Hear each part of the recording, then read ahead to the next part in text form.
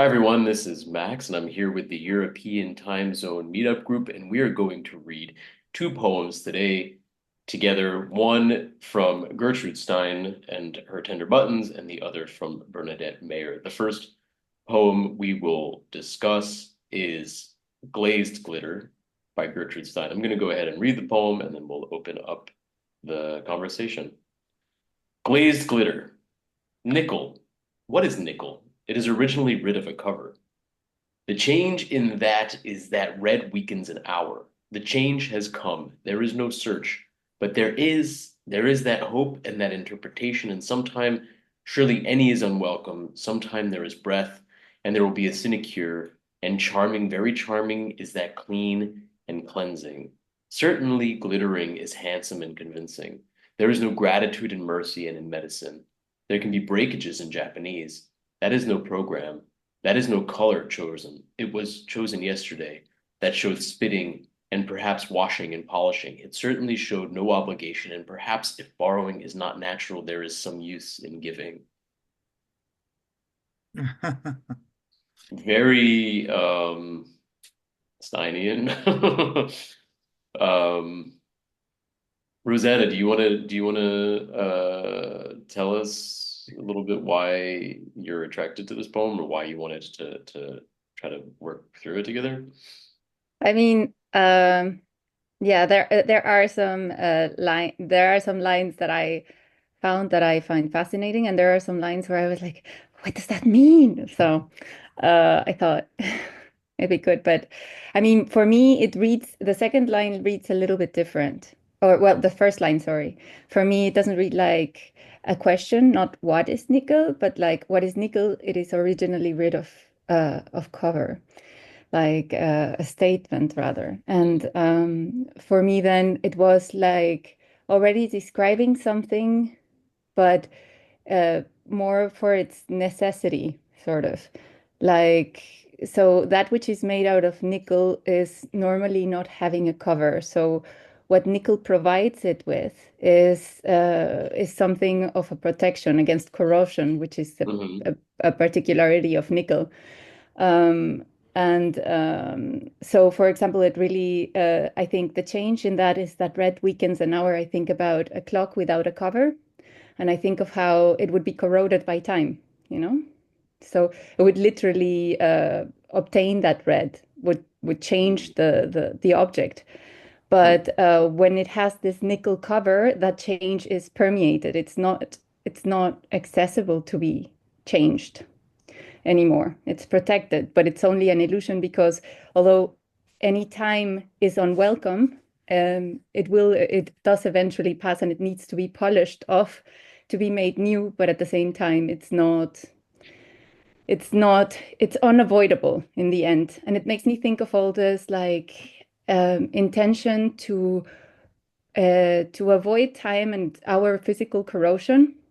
By our means, like by the progress of like the instruments that we find to hold time. But it's inevitable. Uh, yeah, but it is inevitable. So, Mm. Thanks, Rosanna. That's a good reading of the properties of nickel and what this being sort of set up here in this first line, which is a little bit cryptic. But I think I take your point that it's not a question, it is a statement. It is a declarative statement. Nickel. What is nickel? It is originally rid of a cover, right? Like, and anybody else want yeah, Mary. Okay, I love the idea of etymology. And I looked up nickel in the American Heritage Dictionary, the latest edition. And it says it comes from Kupfernickel in Swedish, which was transformed in German, Kupfernickel. And it says copper plus nickel. Nickel means a demon or a rascal. And it says it comes from the deceptive copper color of ore. So Mm-hmm. it's got to do with deception and covers. It's very interesting, I think, no? Because demon, rascal, from the deceptive copper color of the ore. So that fits a little bit with Rosanna. Yeah. Mm. That's interesting. Yeah, I think I had a vague sense of the association of the word nickel with some uh, demonic Mm. being from the word pumpernickel, A pumpernickel, yeah. if I remember correctly. Um, Ah, Mm. And maybe also from the coin, right? Like there is no gratitude in mercy and in medicine. And I think of how nickel is like the coin, the nickel, and how it is also a material used in medical instruments. hmm. The question or not question reminded me of John Ashbery. What is poetry? It's a poem where you have that strange title without a question mark, and then you get the definition, and it's similar here. What is nickel? It could be, of course, a question.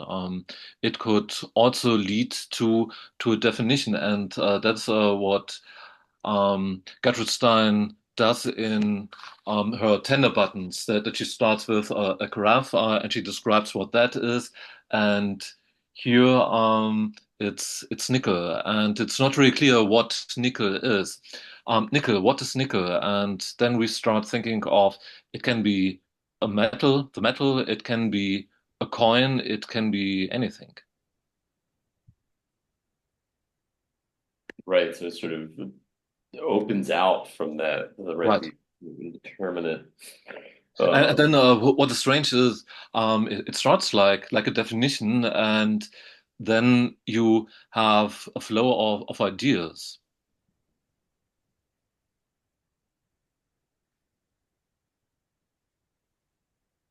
Right, very Stein move. that's what I wanted to say. Is I really appreciated how you read it, Max. I think you're a very good reader, and it changes my whole perception of the poem. Maybe I'm too mathematical when I read, but you said just like Mark said, it's a stream of thoughts, but it seems like it progresses as though she's every the way you read it, it sounds like every question was like, oh, let's go a little bit further on this train of thought. And I thought you did it. That was very interesting to me. Thanks. I was sort of reading it more as a dictionary, as though there was no time to it. That helped me a lot. There's thanks, Kurt. I appreciate that. I mean, yeah, after you read a few Stein poems, you start to like practice your how to read them in a way, right? Because otherwise they can be quite baffling. Um, I need to know what the definition of sinecure is, Mary. what's up in the old I think And it's pumpernickel. What an is easy job, like a bureaucrat's job with pay and no work. yeah, that's what it is. I'm wondering. I'm gonna look it up real quick in Merriam-Webster's to see what the etymology is, since we're on the. I Well, have sine means without cure. Yeah. Yeah. Exactly. oh sinecure, yeah, without cure. Sure. Yeah. I can't find my dictionary. I've redone my whole office here, and I don't know where anything is. Oh, that's Steinian. That's completely Steinian. I don't know where anything is.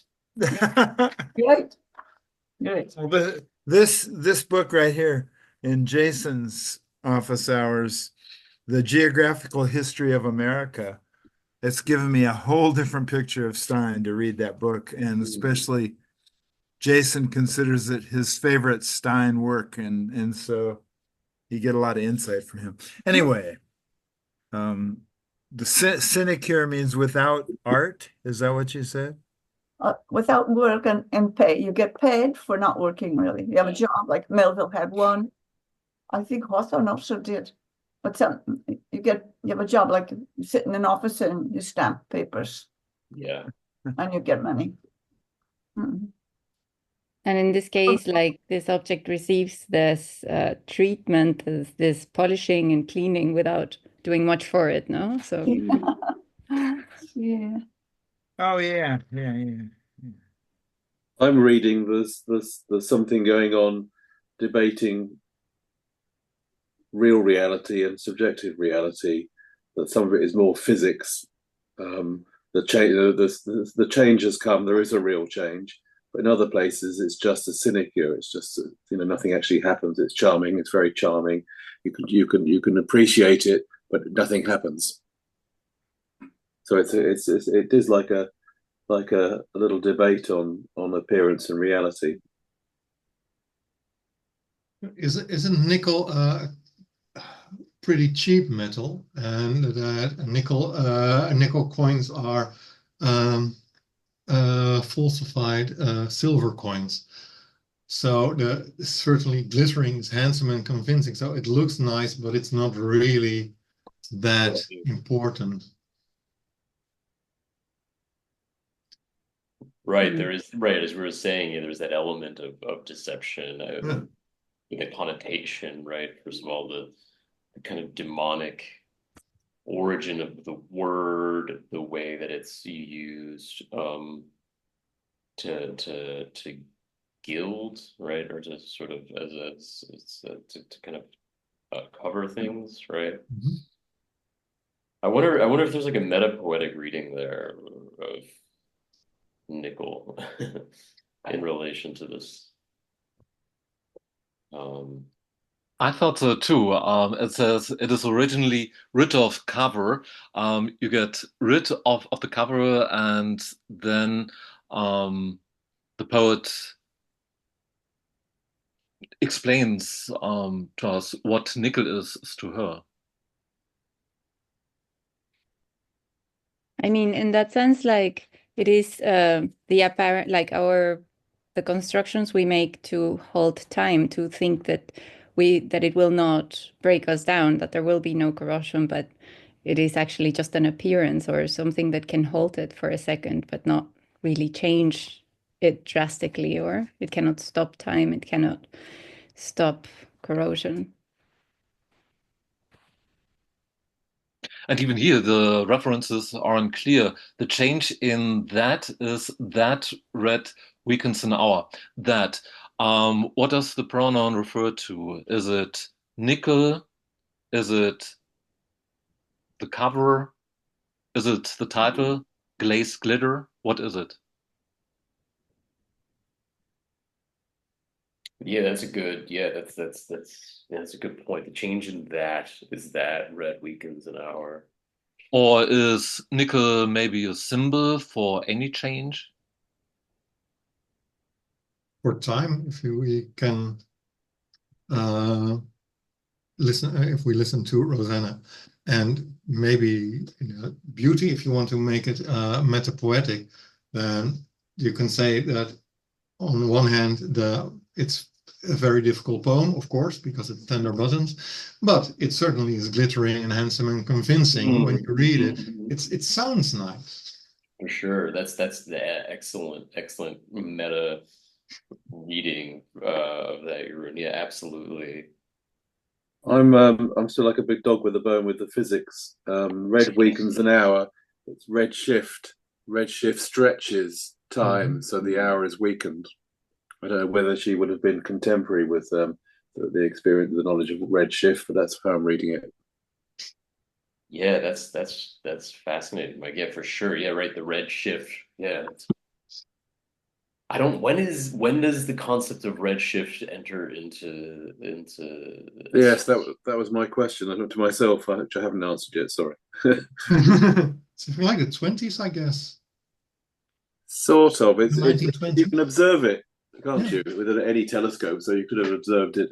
If you'd noticed the difference, so you might have just noticed the preponderance of things that don't seem to be quite the right color. From very early days, but actually having the framework to do something with it, I don't know. It's got to be Einstein, really, hasn't it? Or whoever Einstein was accessing as he was developing his theory, which is Maxwell. Martin, do you have some context? Yeah, I think they were looking at Doppler shift in terms of Lorentz Fitzgerald contraction, even at the turn of the century. Yeah. So there are elements there. Hmm. I mean, redshift has always been an issue, and I sort of remember in the 70s there were still arguments over measuring distance by redshift, because redshift, of course, by 1915 was recognized as also being a gravitational effect. Hmm. The Doppler redshift was first described by French physicist Hippolyte Fizeau in 1848. Okay. So, right. Redshift is definitely it's in the discourse then. Yeah. Right. And Doppler described it, and then Einstein used that amongst other things. Yeah, but Einstein didn't want to believe in he still wanted a very static universe, right? With his we're getting very physically here. But he had his famous constant to make the universe static. Or expand at an even rate, wasn't it? Something like that. Yeah. Hey, I just right next to my desk here, which I didn't move this last week, is Einstein's quote, which says, "Imagination is more important than knowledge. Yes. Knowledge is limited imagination and encircles the world." Yeah, I think there was some shift in science and physics after Einstein's main time, and as we moved into the development of the atomic bomb and the military complex took over science, that poetry left it. Totally. So for those who, if I'm going to attempt now to recall my astronomy class that I took 17 years ago, redshift is it is a slight change in the red spectrum of light, right, by which astronomers measure whether a heavenly body is, or at what speed a heavenly body is moving in the universe. Is that correct? Away from you as well. So away from you, right? Because if the red light is shifting, that means that the light is being, it's coming at you at a different speed, right? Yeah, here it is cars as well going, as they're going past. There's a change in the tone. They're fast enough.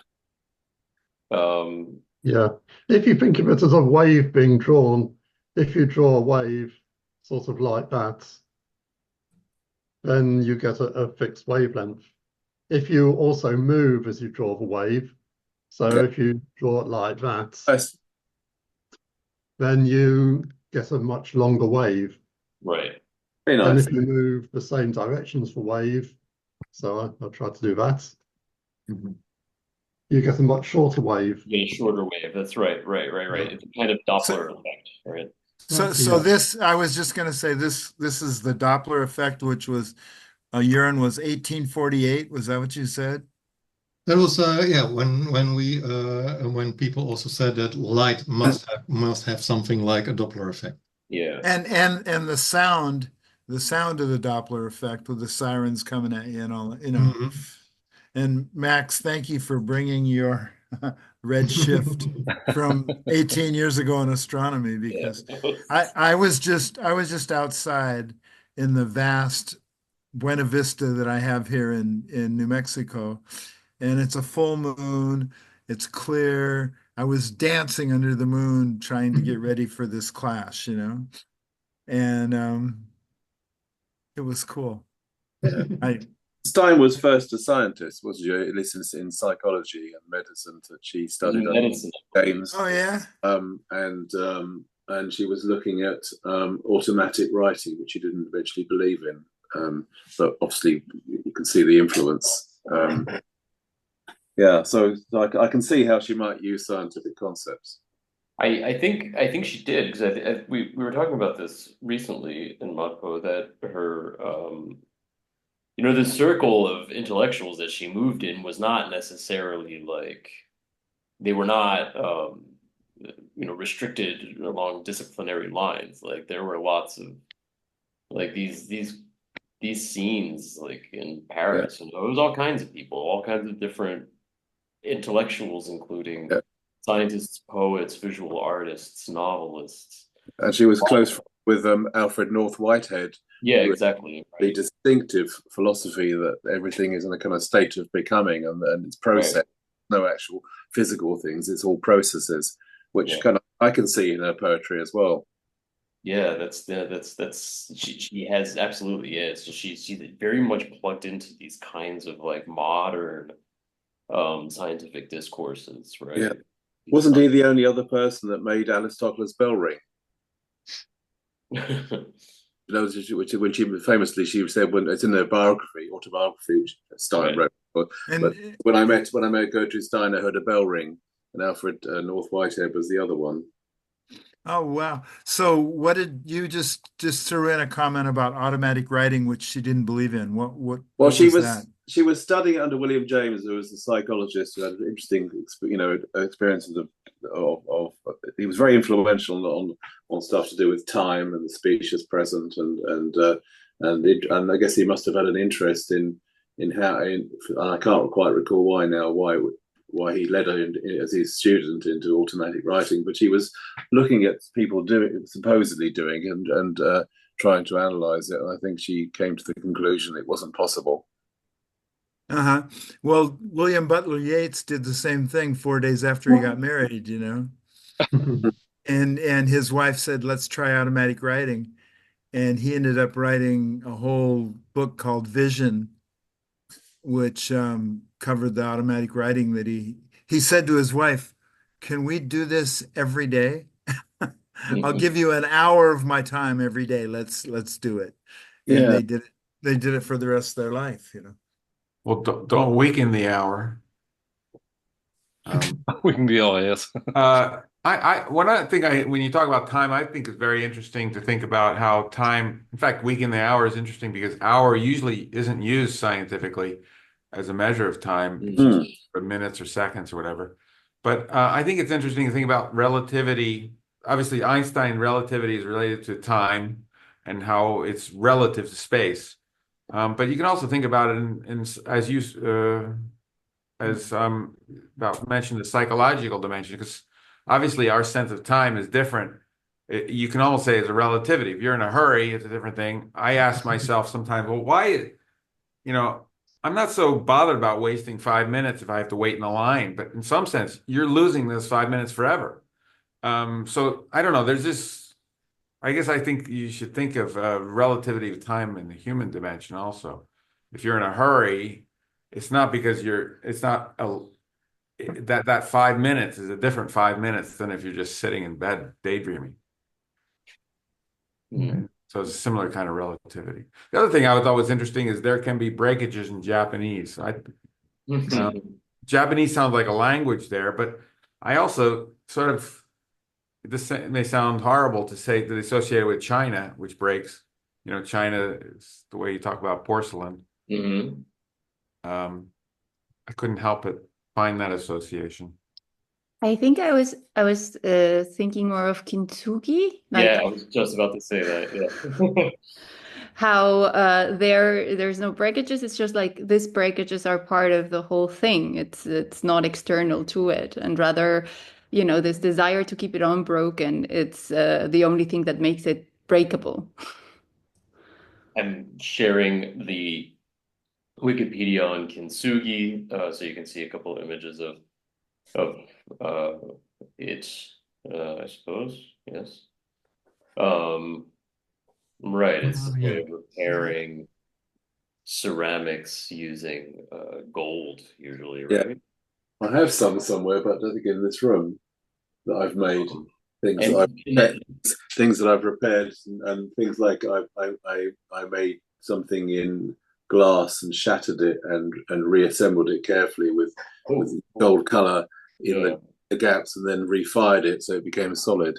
But I never know where half my stuff is. So you can say I'm a hoarder. No, nothing here.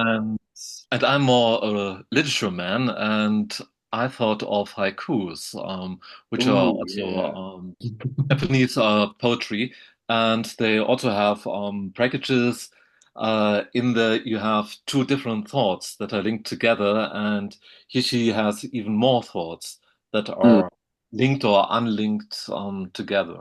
Yeah, there's a name for the break, isn't there? I can't think what it is. Um, It's really interesting, but with the theirs, that most of the time she is talking about there is. In other words, she's drawing an equivalence between something and there. But in this case, she's talking about a possibility. It's there can be.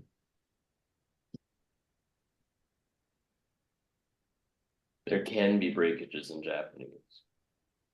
yeah, they could be referring to that. Yeah, kireji, cutting word, punctuation or a pause. So Cutting word. yeah. Does the poem really have meaning? I think it's full of sounds. It's a collection of ideas, unlinked ideas. You have all these alliterations. The title, Glazed Glitter. It sounds so fantastic, but what is the relation to the poem? Yeah, Glazed Glitter. that's a great And question. a second. I was going to say that's a great question because I was also wondering what is glazed glitter, right? I mean, what Does it is matter? Isn't it what trumpet was? It's a wonderful sound. Glue, glue. glazed You have glitter? the Yeah. alliteration. And then it goes on with even more alliterations. For example, the S's, or the S sounds. There is no search, is, sometime. Okay, surely you only have the S on the page. You do not pronounce that as an S. In my edition, I have the tender button edition. You have an additional S before is. Surely any is unwelcome, so you have one additional S. Sometime there's breath. What about the TH? Isn't that close to an S sound? Sinecure. Why sinecure? I think it's here because of the S sound of Yeah. sinecure. And then you have the charming, Yeah. charming, Clean, or clumsy. K sounds. Clean, cleansing, certainly. Again, glittering. The INGs as rhyme, charming, glittering, convincing, medicine, spitting, washing, polishing, borrowing, giving. It's quite sing-songy. Yeah. No, that's true. It's very like all Stein poems. Yeah, right. It's Stein. Musical. Steinian. There's a lot of emphasis on sound, and there's, it's reasonable to believe that a lot of these words are here for their sonic qualities and properties, just as much, if not more so, than for their semantic meaning in this kind of word painting about glazed glitter, right? But as always with Stein, I think like all of these tender buttons, not all of them, a lot of them do this similar thing where they're like, okay, here's something very mystifying. Here's a bit of an enigma. Here's a bit of a puzzle. Here's a bunch of associations. Here's a bunch of words that kind of sound together. There's this sort of like internal um, uh, clanging thing that's happening. But as always, there is one like really cryptic last sentence where you're like, I think she's really trying to tell us something extremely specific right here, right now. And that is, it certainly showed no obligation, and perhaps if borrowing is not natural, there is some use in giving. That feels like such a crafted sentence that seems to exceed or to be doing more work than just this kind of sonic word painting thing. It's the same thing in the portrait of Picasso. Like, what does history teach? History teaches, right? Like that is intentionally there. Um, uh, same thing with crafted as a blind glass right above, right? The difference is spreading. Like that is these are these extremely powerful, pithy lines that seem to be designed to communicate something very specific. It certainly shows no obligation, and perhaps if borrowing is not natural, there is some use in giving. What does that mean? I read it in the light of nickel being something that has almost no value of its own, that you have no obligation, and there's and borrowing is trying to get something. That's not. It felt something very warm and humane. That maybe there is some use in giving. There's not much that is worth anything, and we don't have any obligation, or and people don't have enough. They have to borrow something, but maybe we can just give each other. So it's to me it was almost emotional. Yeah. Mary, did you? Well, I was Joran. I think like Joran, it sounded to me like an aphorism at the end. Like something that you just said, Max, that can be remembered. And I also remember my mother when I was small, she said it's as interesting to know how to receive as it is to give. And I think that's what that reminded me of, like an aphorism, to keep that in mind. No obligation, but there's some use in giving, and some use in receiving, knowing how to borrow. One idea on that line is, since we were bringing up science, is this notion in physics where you have every force has an equal and opposite forces. Right. That's interesting with giving and borrowing, because yeah. There's also that's great. There's also this almost like, since we were talking a lot about science and or physics and poetics, right? There's this kind of moment of exchange, right? There's like we are in dialogue, right? Like this is a poem about maybe a little bit about science, and I'm giving it back to you, right? Like there's this there's this invitation to exchange and to giving and to donating, to bringing something forward. Yeah, there's no expectation of gratitude. Give. I think that's what I'm reading it. There's no you give without expectation of return. Right. Mercy, or in medicine, you just do it. I mean, to That's me, close to the there is no program. To me, when you say when you give and you have no expectations, so there's no program about when you have to give something back. Yes. Right. Just like there's no gratitude in medicine, right? Like this kind of like Hippocratic oath, like this, like you need to treat, this sort of code of ethics by which lots of doctors and medical practitioners abide by is like you have to treat people like you need to help people. This is what you do as a doctor, and you can't do anything that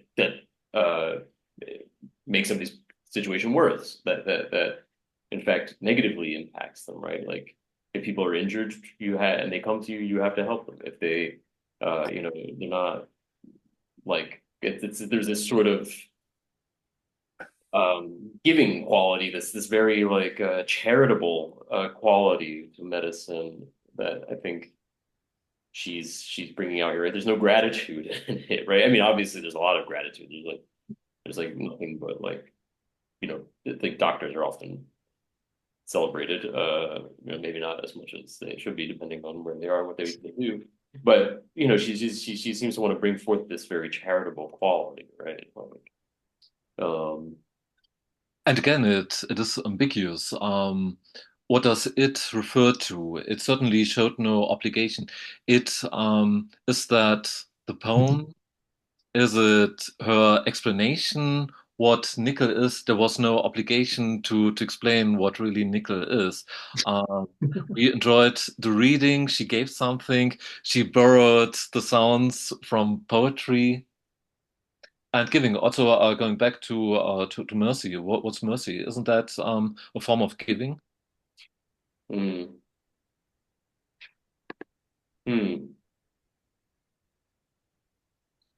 Yeah, mercy. Right, right.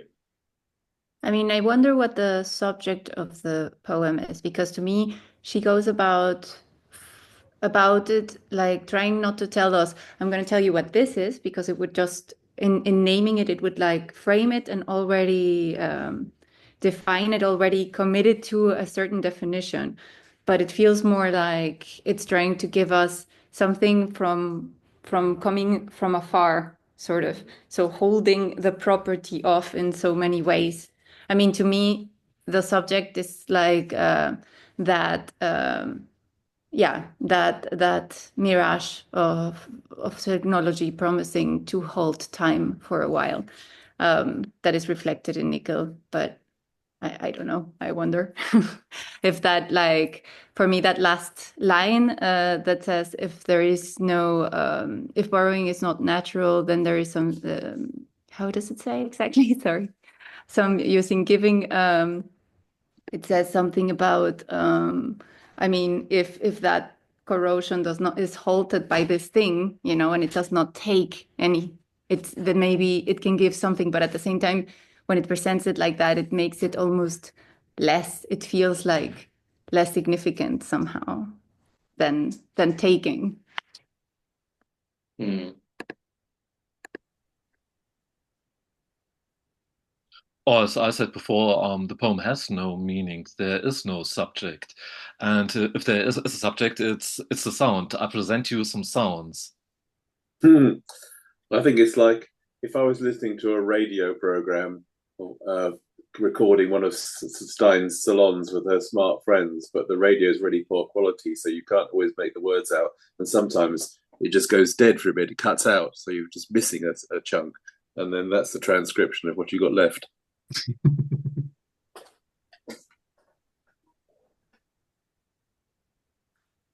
Or Or in other words, she starts by explaining what nickel is, and that you and then you get the glazed glitter, which are all these sounds and associations.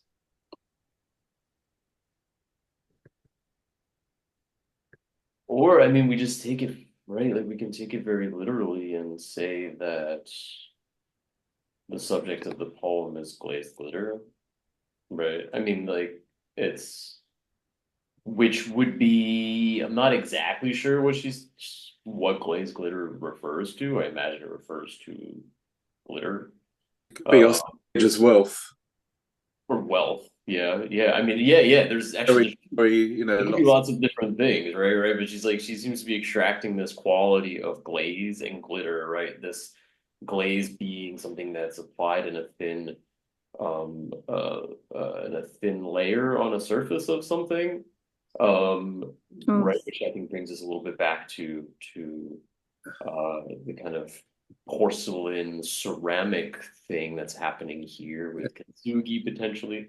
I'm forever returning to thinking about Donald Trump, who's gone into some jewelry store and can you make it shinier?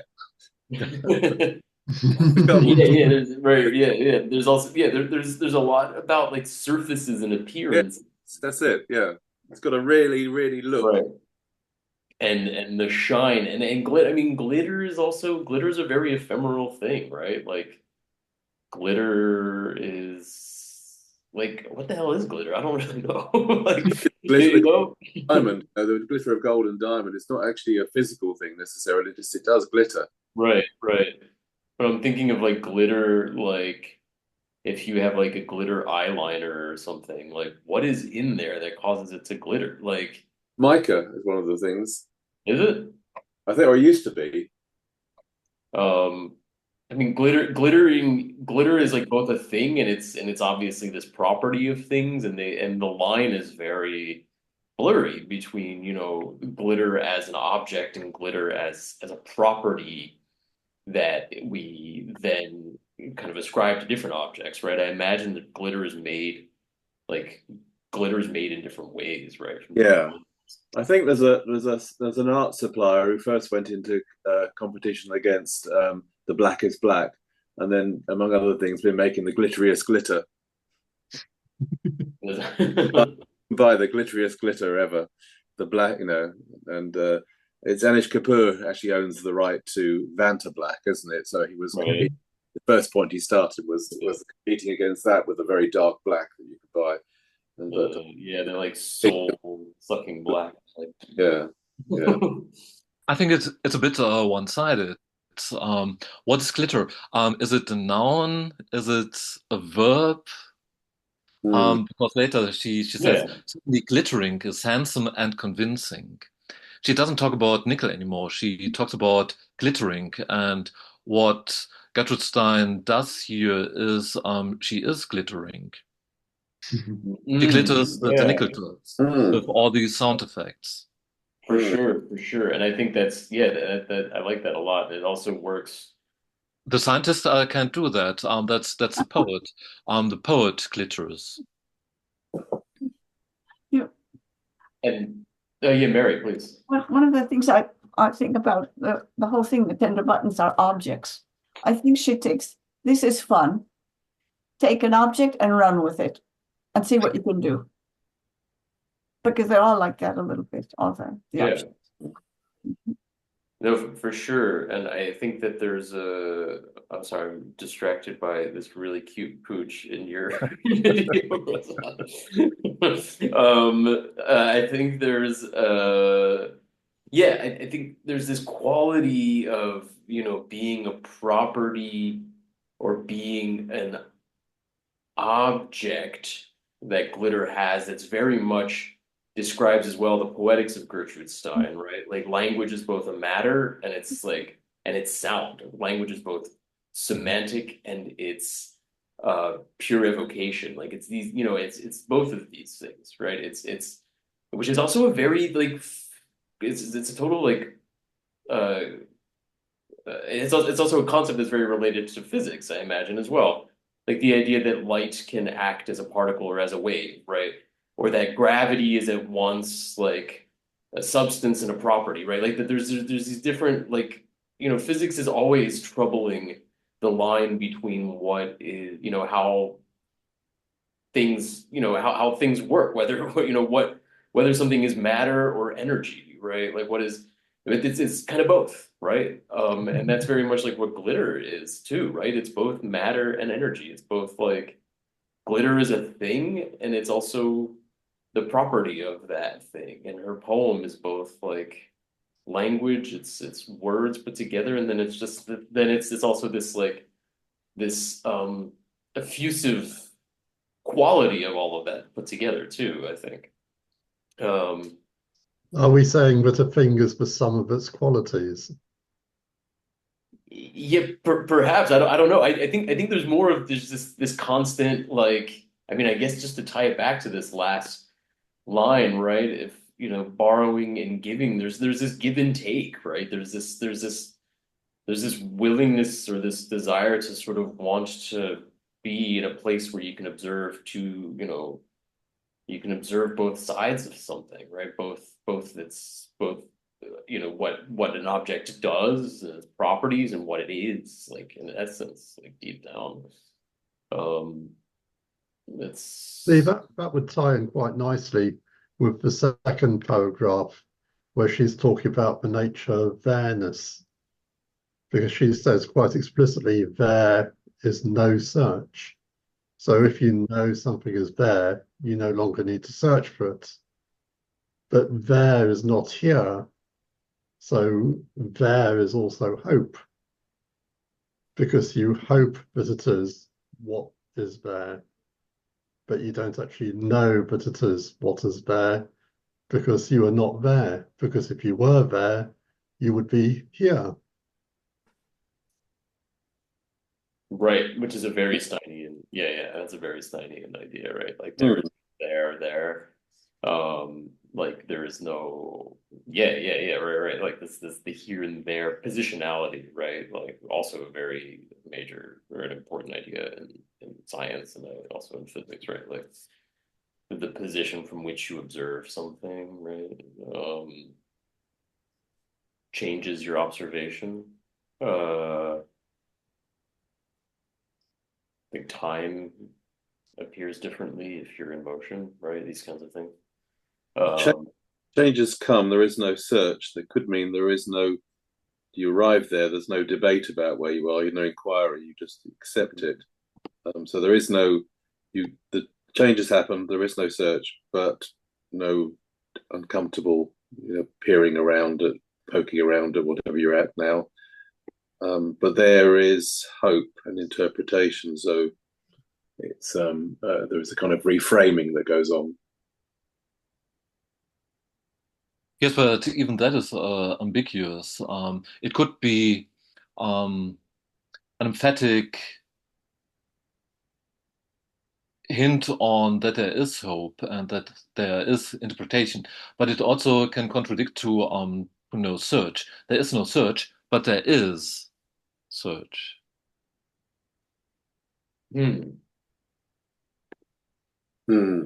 Or again, it's only the sound. There is. Use that hope and that interpretation, and sometimes surely any of them welcomes it. There's breath. There'll be a sinecure and charming, very charming. Exactly. And what kind of hope? Is it the hope for search? Is it and what is meant by interpretation? Again, it's a poet who explains the world to us. What is nickel or should be nickel? It's not the metal. It's a symbol.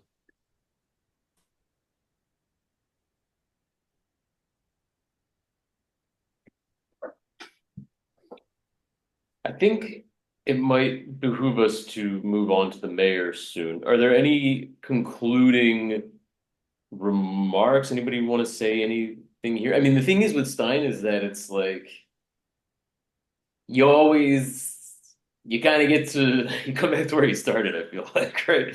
You read it, you talk about it for an hour, and you're like, yeah, well, it's still as mystified as I was a little while ago. If not perhaps more, right? Like it's not like these are poems that very deliberately do not they're not like there's nothing concealed in these poems, right? That you then can kind of reveal or sort of extract, right? Like that's just not how she wrote. Like it's much more of a thought exercise. It's at once like music and like right. philosophy. Like it's these things that you're just not really gonna come away with. I mean, you're gonna come away with hopefully with an enriched understanding of something, right? Or her poetics, but not necessarily with any idea of what she means by glazed glitter, right? The more I read the poem, it gets closer to the portrait of Picasso, where Gertrude Stein does the Picasso. And here it is, the glittering. She does the glittering. It's not so much about the nickel. She fools us. No. It's language. Yeah.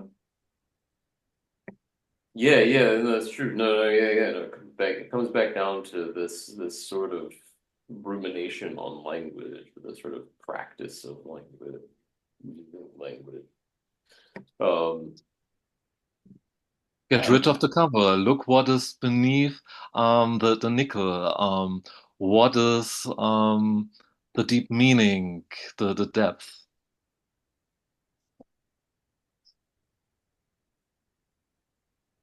Any final concluding thoughts on this, or shall we move on to? I like your idea, Max, is the association with music, and that if you think of writing music as being a form of thinking, of inquiry, that doesn't necessarily fully translate back into verbal language, if at all. Mm-hmm. So she's been doing a piece of thinking in something that surfaces in words, but the meaning is not in the words necessarily.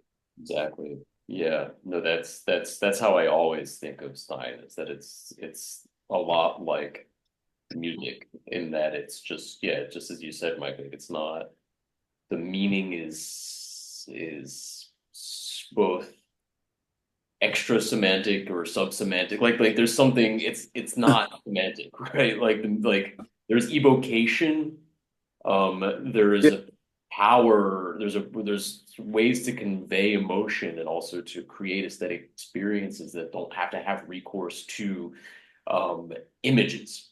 yes. Uh, And you can possibly understand her thought, but you can't necessarily translate it yourself back into words. right. You get it at that level. Exactly. Yeah, totally. Yeah, 100%. And I think that's really what she tries to do a lot of the time. And which is also what makes it kind of like her work difficult for lots of people because it's like we want that we want it to make some semantic sense at some point, right? And Yeah, it all doesn't on purpose doesn't. Um, So yeah. let's look at the Bernadette Mayer. I'm going to send it through here. Yellow orange.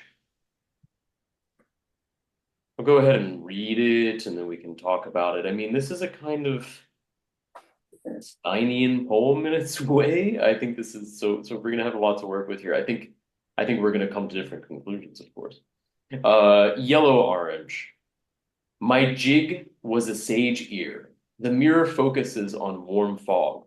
Wise marrow ram, queer fig, curious razor smear in a coffee mist. The war was a sexic sore for merry rims.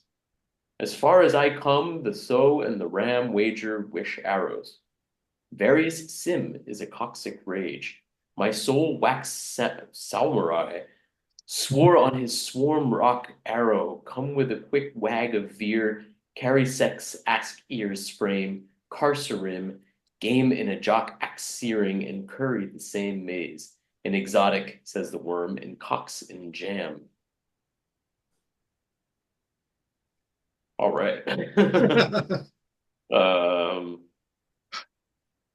Yeah, I that's a just very sexy poem. yeah, Okay. it is. Yeah, it's a bit sexy. What? Fine. This was the first time I dumped the whole um, poem in Google Translate because I didn't understand anything about it. What did you get? It didn't make Well, it. it didn't help. I don't imagine it did. And then it took me an hour to just correlate all the loose words. And then I went to the Modpo YouTube channel. And people said, all the native speakers said, I don't understand what it means. I didn't mean to send that just to That one. was a big uh, relief. What I found interesting was the way Bernadette Mayer read the poem. She couldn't read that properly because the line of sexic sore, she first pronounced that sexist sore or something like that, and then she corrected herself. Yeah, she can't even read it, right? Right. But even that misreading was quite helpful because that's what she probably had in mind when she wrote that expression. Mhm. I mean, I read it as a very like deep emotional and very sensual struggle, like that has this like power dynamics between like I mean, I would say the characters would be kind of like the ram and the fig, you know? And again, then the ram gets introduced, and then it's with this what is it? Like a female pig, a saw. Right? So that there is this constant exchanging and living in like the limits of, but at the same time, it speaks like of this our arrows of desire that, like, in a way, it's like right on the rim, which she also mentions, like between teasing and completing anything. So it's just, and it's very like it speaks of like the different. Attributes that she gives is very like about an intellectual exchange as much as there is an instinctual and physical confrontation. Yeah, I like this idea of it being this on a cusp, right? The whole thing is in this between space between yellow and orange, right? Like this like state of utter ambiguity, right? And there's so much texture. It's, you know, Yeah. like the sage ear, it really reminds me of like my jig. I thought my jig was a sage ear, like my thing, you know, was a sage ear. Like with sage, I have to think both of the plant and the softness of the leaf, and Yeah. also like of sage as a wise man that listens, you know. So there's like automatically these both like this duality of like an attraction through an intellectual thing and a very sensual like physical thing. Mm. Sages are You a bit make like Dr. Spock sound sexy. It is. Who was just was Mike? Were you just saying something about Sage? Sorry. sage leaves do look a bit like ears with the way they curl and that sort of soft Yeah. little animal of some kind. They just wrap round very slightly. So I can see sage ear.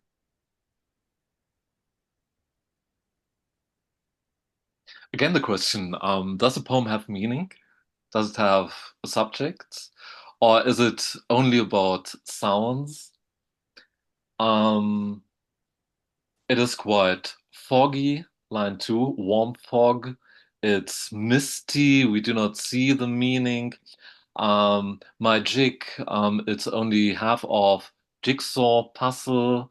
You have to figure out what it is, but there is no real meaning behind that. And she carries the same maze. It's a maze. We have to find our way through the poem.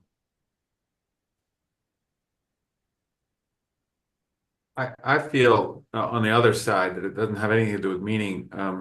What does it mean? It all hints to sexuality in such an enormous way. In fact, it's almost like when you say ram, you don't think of sexuality, but uh, here you do. So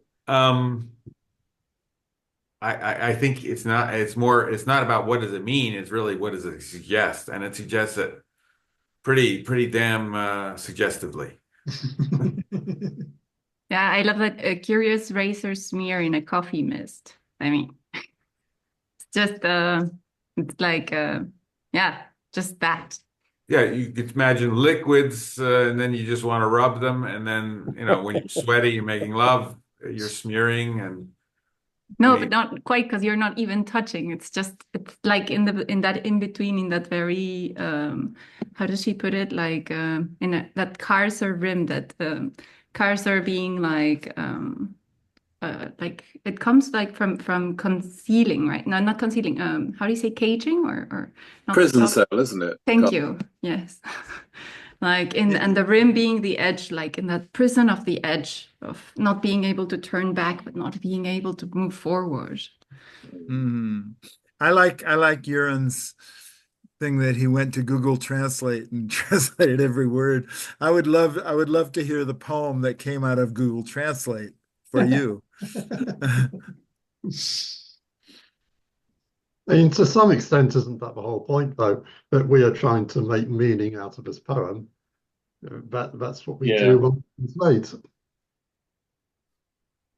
And I think that there's like this really interesting like juxtaposition of very different qualities, like wax samurai, like samurai being this fighter with like an honor code and everything. No, it's samurai, you, not samurai.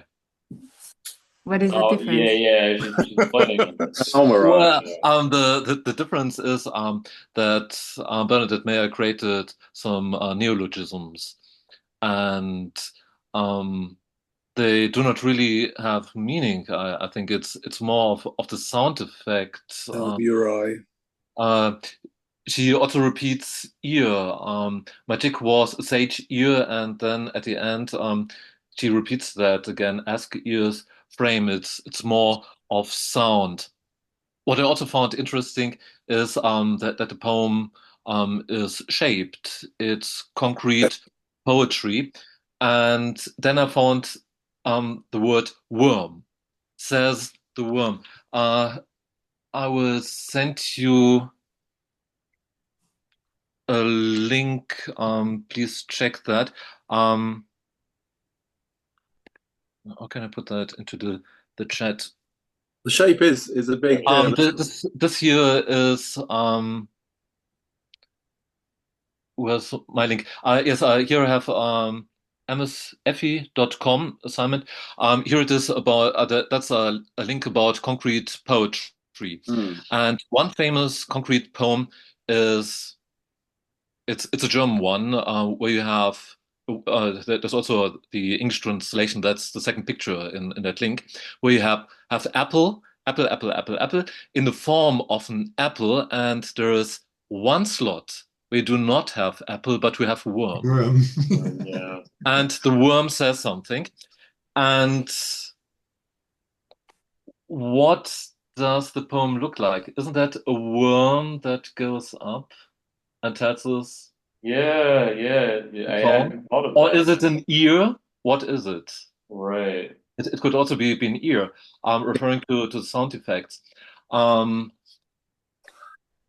A poem isn't The lines are broken, like these many ideas, which are also broken and not really related to each other. It's the reader who starts creating the links.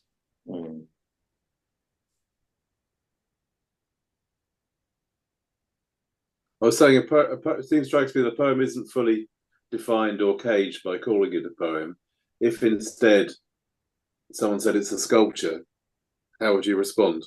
Right. Yes, I said it's an ear. It's the worm. But when we interrogate it as a poem rather than a sculpture, we're kind of already predefining what it can be in a very particular traditional way because it's made of words and she's a poet. Or she said she's a poet, so you could helpfully just see it as a sculpture of shape and work, and the words have shape as well within that, and the sounds you can make with them have a shape. For sure. And in the sounds that you can make of it, it really, I don't know, does anyone read Swore on His Swarm Rock Arrow differently? Because I have a different interpretation in mind whenever I read that sentence. Swore on His Swarm Rock Arrow? Yeah. Swarm Rock Arrow. Well, I got a different impression because yesterday my wife found a recipe and it was called swarma. And we made it with all these, I created all these spices in a bowl and mixed them all together. And it was fantastic. And so we're going to be doing it again. But so when I read the swarm, I just immediately went to this recipe that we created yesterday for swarma. And Is it shawarma? Yeah, Is yeah, that a Lebanese thing? Yeah, it's the Middle East. But the spices are just wonderful. It took me half an hour to create. I tripled the recipe so we can do it again, you know. But the shawarma, well, Yuran, I speak English as my first language, and I didn't get any of that poem. I would have Google translated it too. Well, speaking of spices, I was interested in the word "and curry the same maize." Right. So I thought of the associational phrase, which is curry favor. So it sounds like, again, I'll see this all in sexual context. You say, "Hey, please." But I looked up the etymology of the word curry, and it says to rub down a horse. Oh yeah. So that's really interesting, and that's what you do with spices too. You often rub down the meat with the spices. Well, I'm a vegetarian, so I've never done that before. You can rub down your vegetables with spices. Yeah, you can. Back to the rock era, I read more the S sounds, the alliterations. Swore on the swarm rock era, and it starts even before. Various simulation. What is it? Coxic rage, my soul, vex, samurai, swore on his swarm rock era. It's more about sound. Very similar to Coxic Ridge. Again, just think of a swarm of bees. There's sort of this. I Oh, see. in I see Shakespeare, your when budding Shakespeare has sexuality in that. It's just. It's like. when Shakespeare has the S alliterations, it's always a snake speaking wisdom.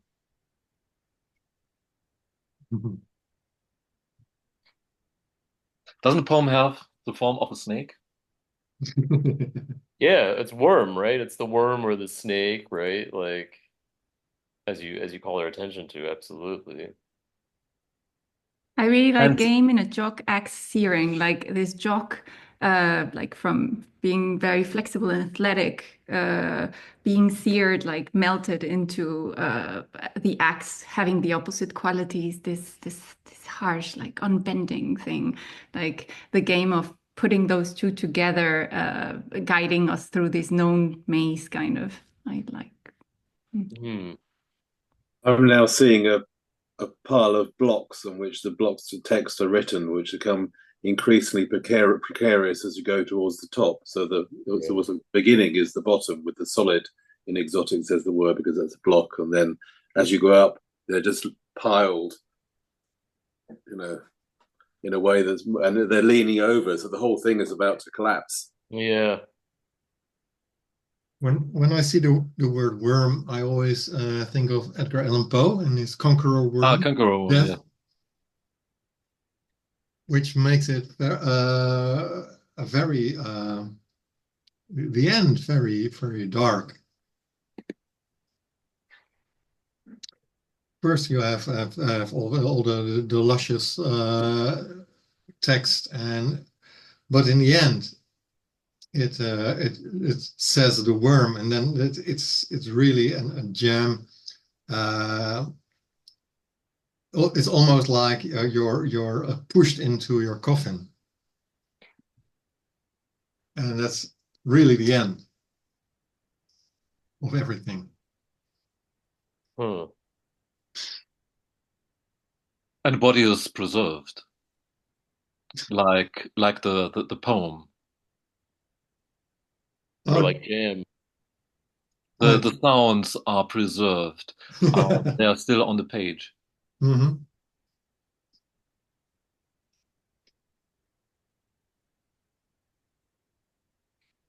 Can anyone explain the title? Yellow Orange?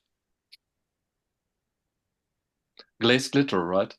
Yeah. I mean, I guess I connected it back to Rosanna's original observations that it's this like extremely ambiguous color, right? Yellow orange. Like when people say when people describe colors in those ways, like it's hyper subjective and it's very, I mean, all color is subjective, I understand that. But it's something so specific and so vague at the same time, right? Like it's like, yeah, the color of that thing was yellow orange, and people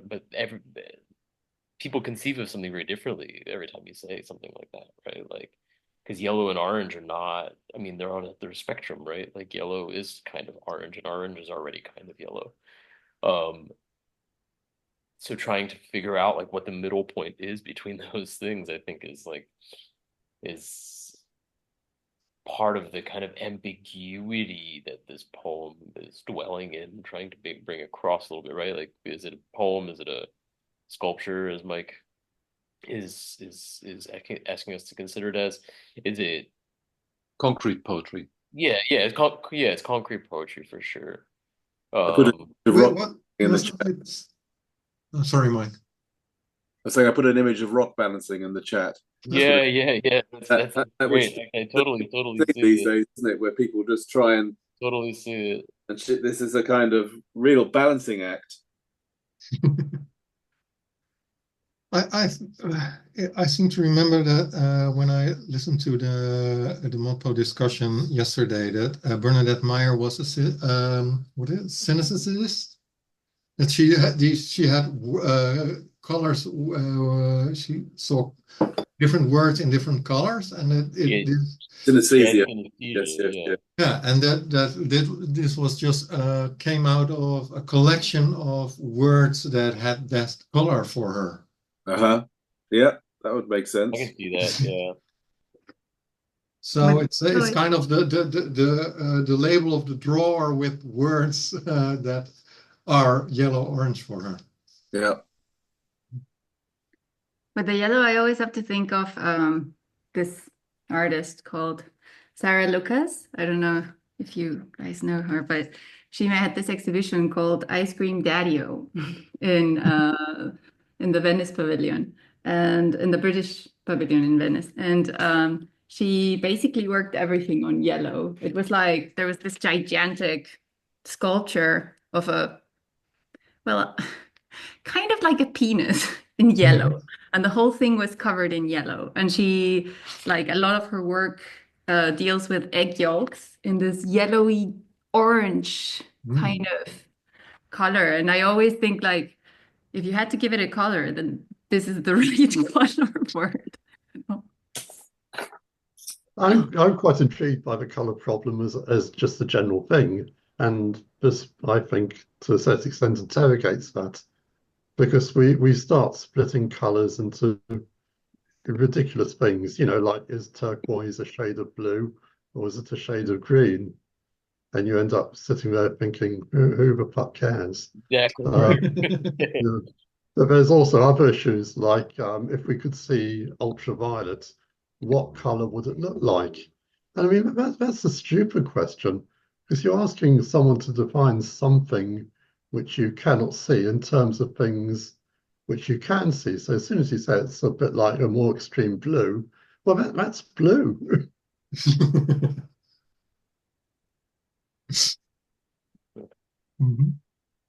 So, I mean, in a way, what we're trying to do is reverse engineer a piece of writing to make to make meaning, and we don't have that meeting of minds. I mean, is she using a writing experiment to produce something which cannot be reverse engineered because we don't have the clues? But art is quite inscrutable, isn't it? The meaning comes from interacting with it, regardless. I think that it's a kind of chemical reaction. So there may not be a given meaning in it, but there is a meaning that emerges in the interaction. Right. And it's why you can spend all this time talking about it, even though it's only a handful of words, really, because meaning is continually being generated as the beholder or the reader or whatever, is interacting with the work. So really, language is a game of making meaning out of meaning. Yes, making meaning may be the only game in town. There was something I noticed that just set off, because of what I've been reading recently, one of the lines, "As far as I come," reminded me as far this morning as from the world is agreeing with it. Yeah. As far as you go in one direction from Bernstein. That as far as seems to be like poets connecting with non-physical dimensions, time and space, the extra dimensions that aren't accounted for in the world. They just go off into them and back again. As far as I come, as far as you go in one direction. That's great, Mike. And you're just making me think that there's a whole possible sub theme in Modpo around this phrase "as far as." Yes. Yeah, you're totally right. From the some trees, as you just said, and also the next week or the week after next week, there's the Charles Bernstein That's poem. the one I was referring to, yeah. Yeah, exactly. You just if you go as far in one direction, I can't remember what the line is, but it's exact. Yeah, you just said it. Yeah. It's sort of you can't make sense of it because it's trying to evoke a non-linear way of traveling the world. It's a maze. Yeah. Yeah, no, And Yashikura is the same maze. Which is a kind of yellow. So- Ah, okay. It must come off the horse somewhere, right? Does anyone know what says means? Because that's the one word I can't figure out, and Which the one? internet won't tell me. That's the worm. Says. Say it. I think it's a way of Says. colloquially writing says. Hey, right. S-A-Y-S. Yeah, Oh. SAYS, yeah, but it's like a American. phonetic way of writing says, like he says, she says. Ah. That's how I understand it too. Right. So the worm speaks.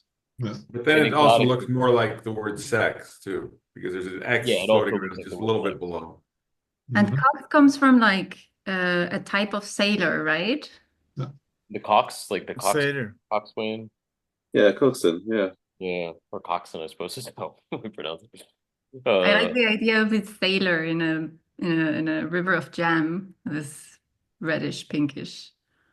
I need Or to look again, at sexual. Plural.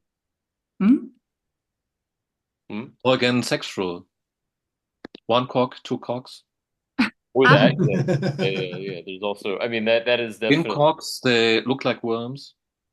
I see.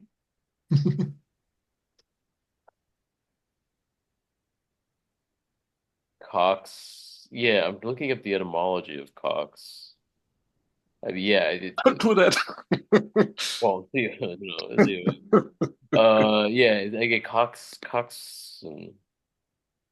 a sailor who has charge of a ship's boat and its crew and who usually steers, right?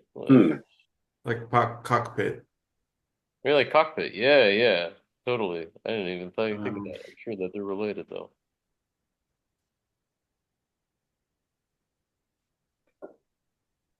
It's also a kind of apple. A cox apple? Yeah. Huh. Yes, Cox is orange pippin. Yeah. Hmm. Cox is orange pippin indeed, yeah. Nice apple. Oh wow. Okay, so then there's the worm in the apple. It makes perfect Yeah, sense. and that's again a reference to the poem I suggested. Yeah. A concrete poem. Yeah, it's the apple and the worm, With the totally. worm. Mhm. Apple jam. And the cox is orange pippin, right? So yeah, it's again we have orange color here, Mhm. the fruit. Yeah, and the orange apple gets ripened from the yellow, So Mhm. Yeah, right. Yeah, it does, right? it starts out red. being yellow. Yeah. But yeah, I just saw what's the type of apple? Somebody said. Cox is orange pippin. Actually, Yeah. apple jelly, apple jam is sort of orange yellow. I Mhm. had some downstairs. I think someone gave me some. Finished it off. Yeah. It definitely is orange yellow, like kind Yeah. of quite luminous, transparent. Wow. So orange yellow actually is an apple. It's just the Pippin. Baroness on acid, asks Martin. Well, there's golden delicious as well as an apple, isn't there? Yeah. Actually, quite a nasty apple, but anyway. Golden yeah, it's quite horrible.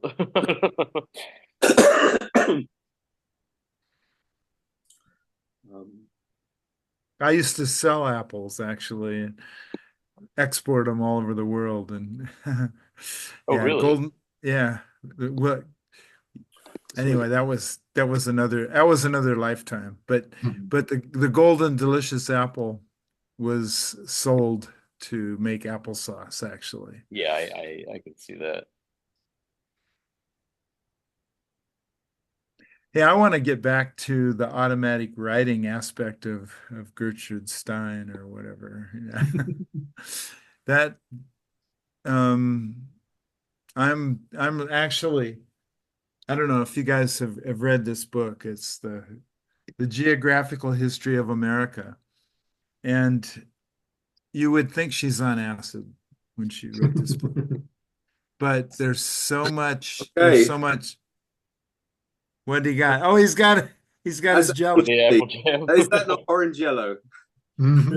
Yeah, that is orange yellow indeed. No, absolutely.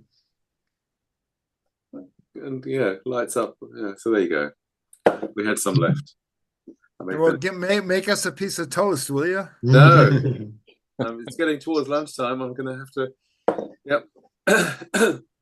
It's 20 minutes to 6 here, in the morning. Oh yeah, breakfast for you. Yes. Could I just say one of the things that's very interesting just now from the title Yellow Orange, you've all been saying orange yellow. Why? Oh yes. Everybody said this is Oh, yellow orange, right? instead of yellow orange, our group has changed to Yes. Mm, the instability of words. yeah. And the Yeah. instability of Can I colors. comment on that? I had a political science professor who once commented on Garfunkel and Simon. Yeah, right. Good. But that's great. Or there's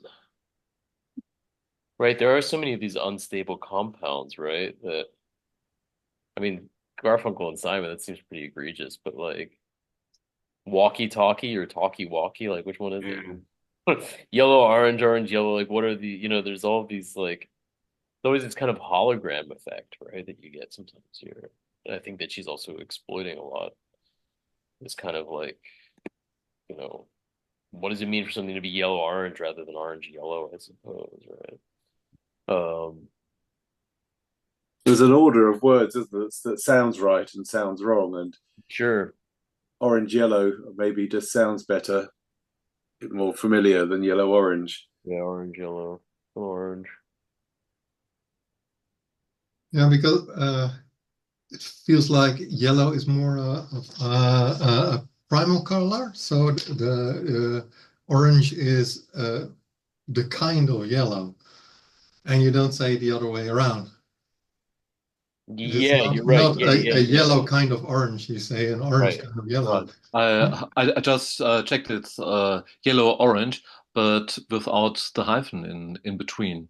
Why the hyphen? Is it like Moby Dick, where you also have in the title the hyphen, but the whale itself is without a hyphen? Mhm. Oh, nice. Mm. Rothko yellow orange yellow. But what was interesting before, Mike said in the Gertrude Stein section, there's imaginative reality and real reality. I'm quoting Mike, he said that in the beginning. I think that's very interesting here. There's imaginative reality and real reality. And what this person challenges is what we might call real reality. Good idea, Mike. I'm always playing with reality.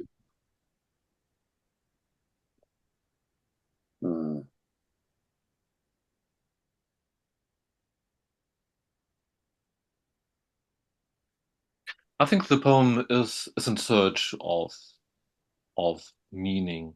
Have a look at this. Curious razor smear in a coffee mist. Mist, it's foggy. You cannot see anything. What do you do with razor? You um, get rid of what is there but shouldn't be there, and she's trying to find her way. To me, it's suddenly when you see the mirror focuses, usually the mirror just reflects, right? And it's not a mirror is not something that actively does something. So when you have a mirror, you automatically look at yourself. So the reader and the reader focuses on something.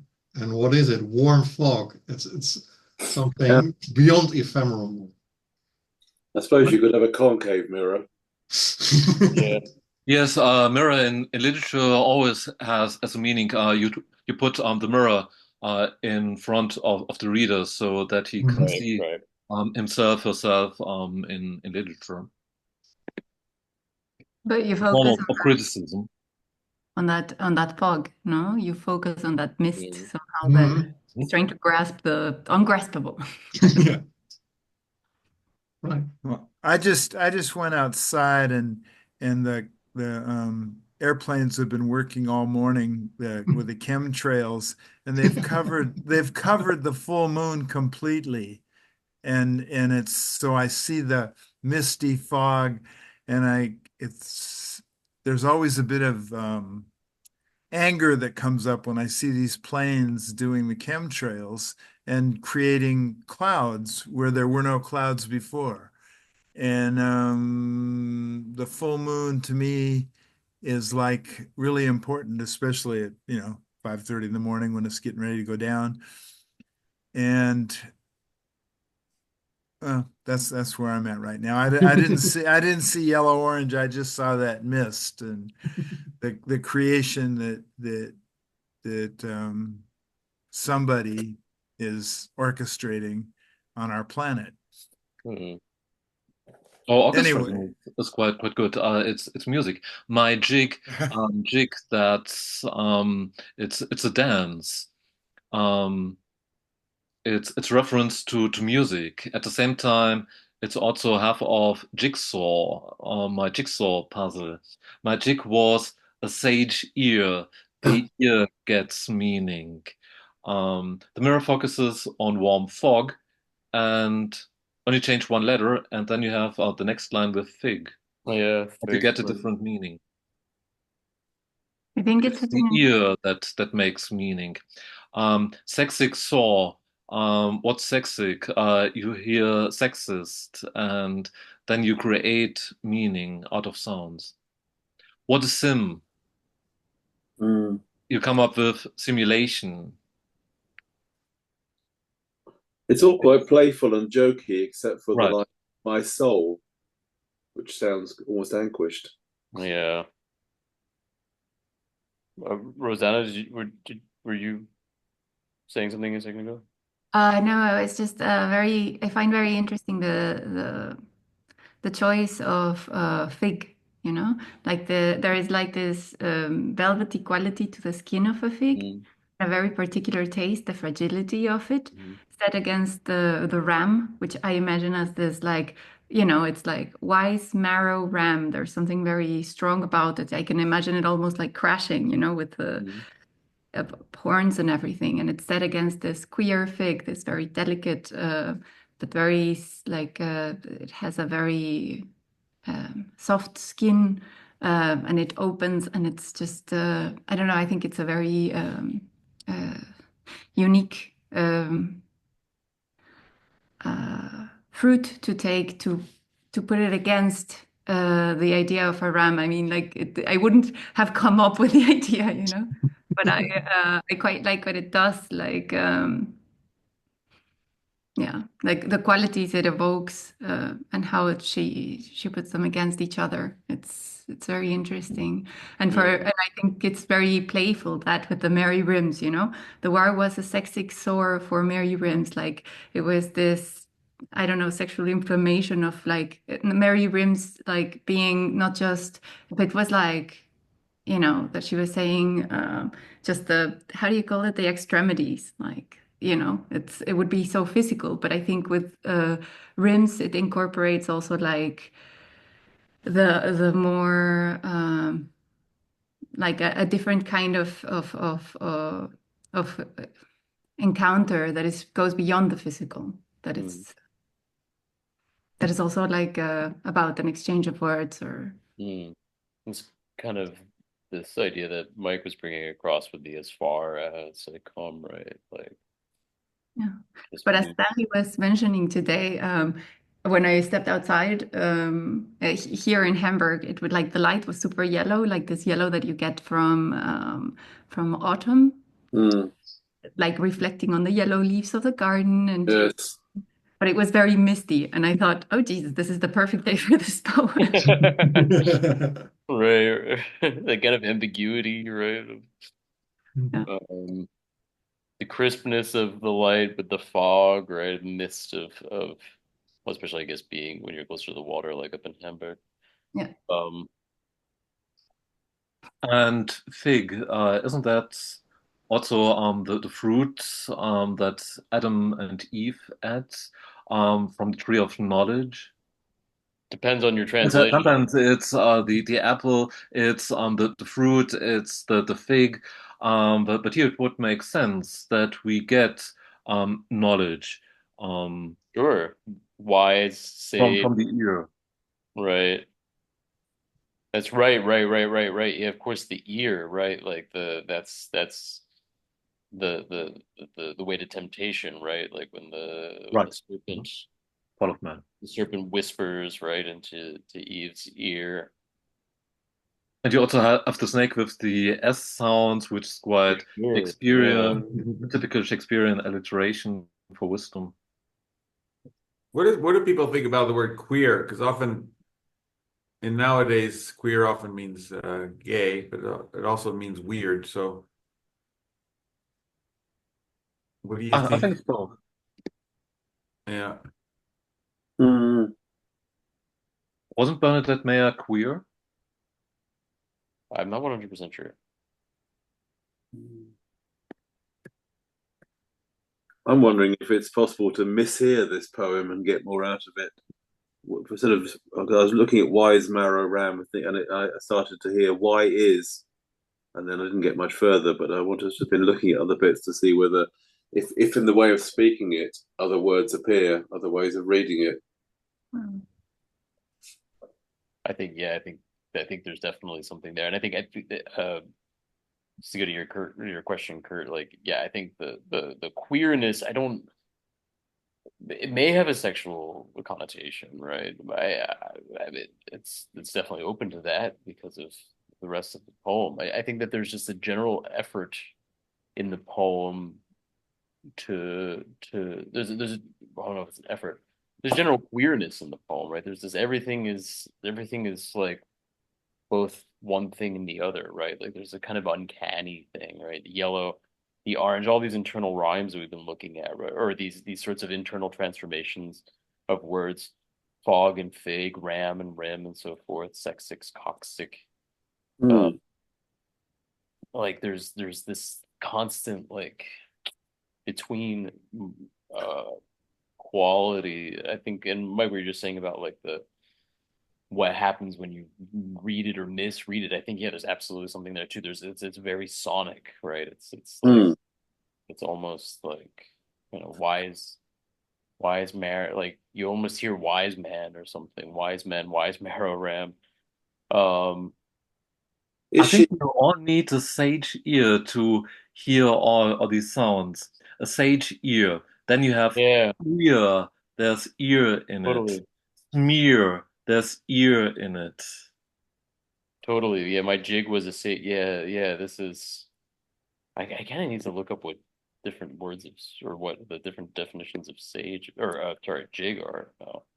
Yeah, I looked that up. I Earring. thought there was something like a crane, like a jig. Is it a jig on a boat when you have this big long um, wooden bar that holds the bottom triangle of a sail or something? Is that called a jig, Yes, like a jig arm? Mm. I think in filmmaking they call it a jig. Or am I missing it up? I think you're right. See, Is she known for using cut-up techniques? Because it reads a little bit like William Burroughs. I think she did. Yeah, I think So she did this could be got it. I think. reassembled. Mhm.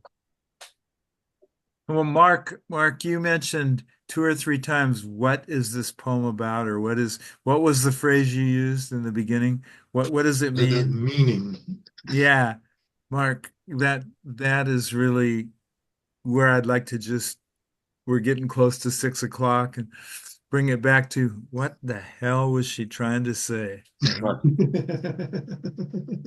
maybe she wasn't trying to say something. She was just trying to present something. Mm. Yeah, I think it's sexuality, but the reason one way to say sexuality is just write a poem, just say one word, sex. But the other thing is I want to expand upon that. And then I think there's something about when you're in these states of utter passion for someone, your whole philosophy is I want to get this going. And so when you say sage, you're actually almost co-opting wisdom at that point. You're saying there's no reason to have philosophy anymore. We just gotta get it on. And so I feel like that's why they put these words here. It's because it sort of presents that movement that when you say coffee, it doesn't have anything to do with sex, but you're already there. So it's kind of like, well, I'll listen to anything. I think it's important that it is also about sex. What is sex? Sex is a creative act, and it's actually the ear that starts creating something. We have to listen carefully. We need a sage ear to hear all these ear sounds that are included. As far as I come, as far as I understand, as I make meaning out of that. And then she wishes us errors, ERRORS pun. But it's also the arrow that's thrown. I mean, I I think wish you mistakes. Arrows, wish arrows. Error, ERRORS as a pun. No errors. Yeah, wish Which error. errors? Which errors? Mistakes. I wish you mistakes. I also wish you an arrow that has the meaning.